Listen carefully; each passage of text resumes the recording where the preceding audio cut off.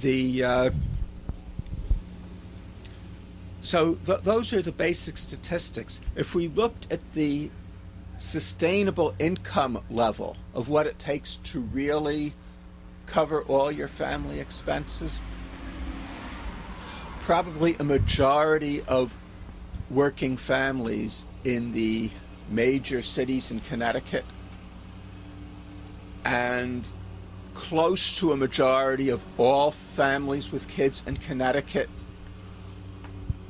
are around or below the sustainable income line.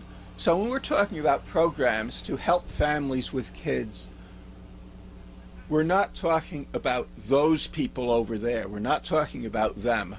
We're talking about us. And when we're talking about making sure that these kids get a decent health care, decent education, when they're older, get summer jobs so that they learn how to work, and when they're younger, have constructive programs in the summer, recreation, education, so that they're not just left out on the streets.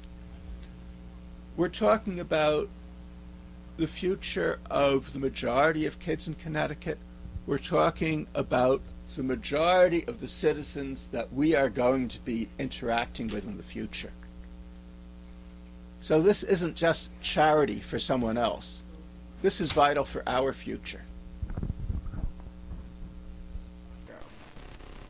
Nosotros formamos.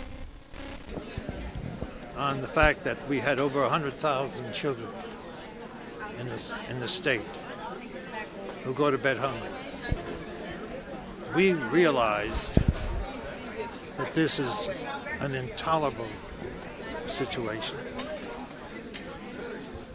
And then we also realized that the argument that's used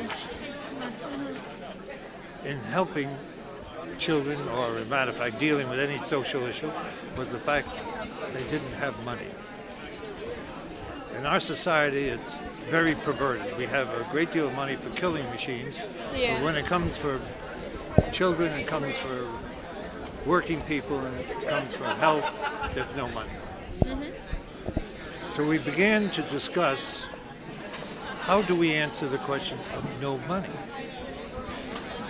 And we then came up with the idea that there should be a tax on people earning, a small tax on people earning over $250,000. Not on the $250,000, but on everything else they earn.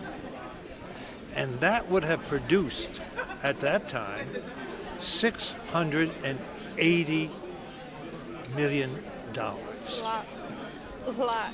In our state.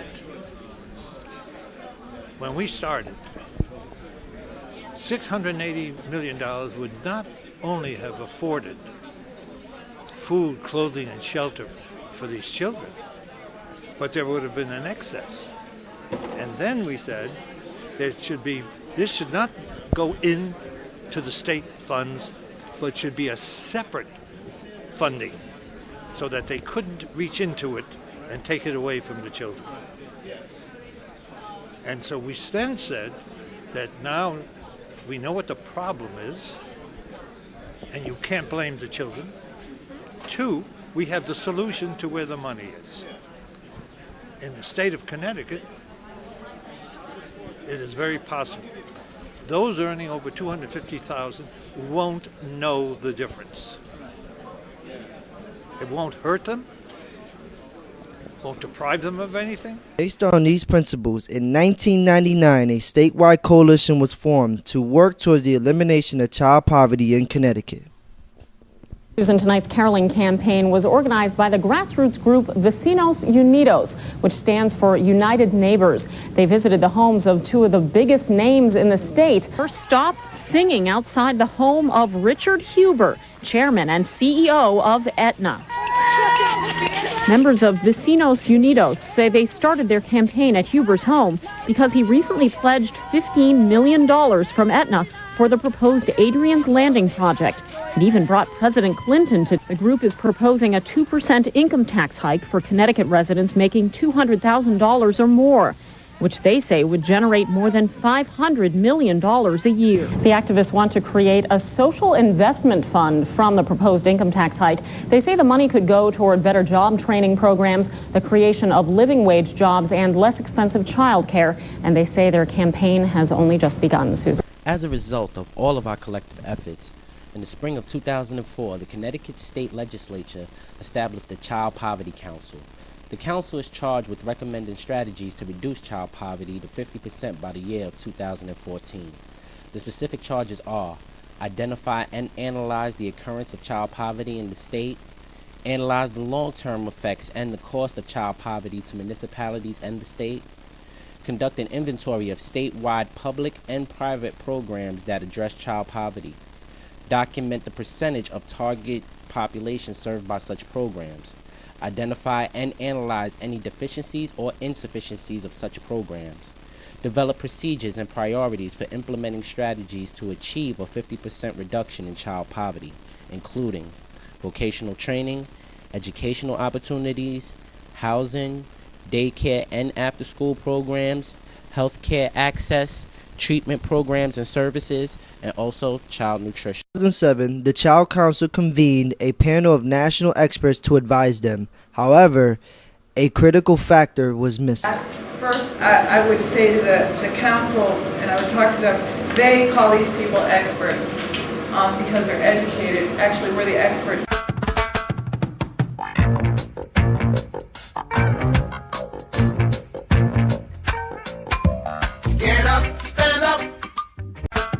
Community organizations met and gave their input about ending child poverty. We even took it to the streets. Get up, stand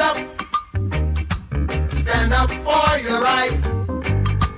Get up, stand up.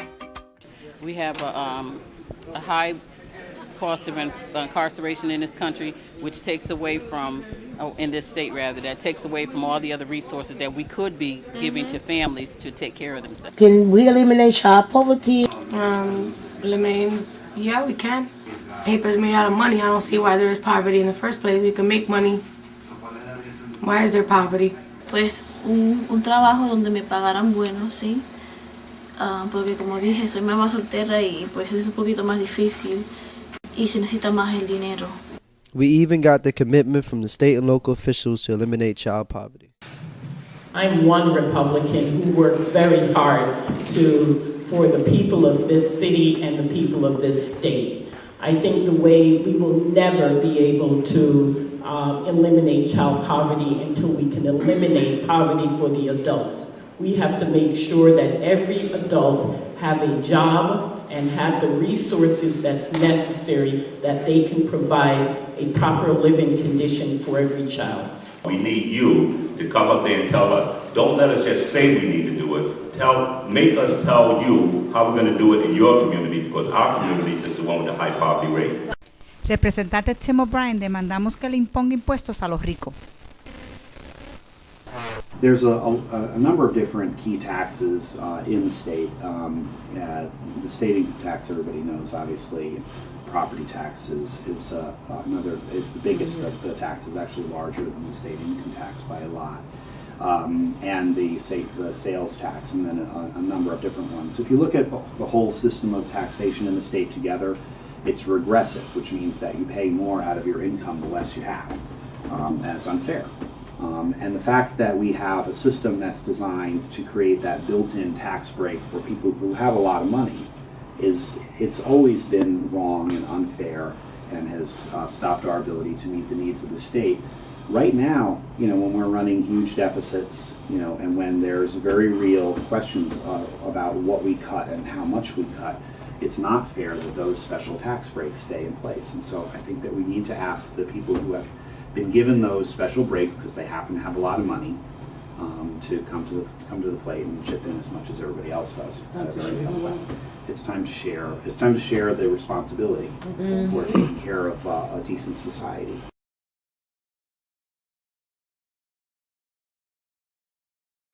My name is Carmen Cordero, and I am from Vecinos Unidos, a grassroots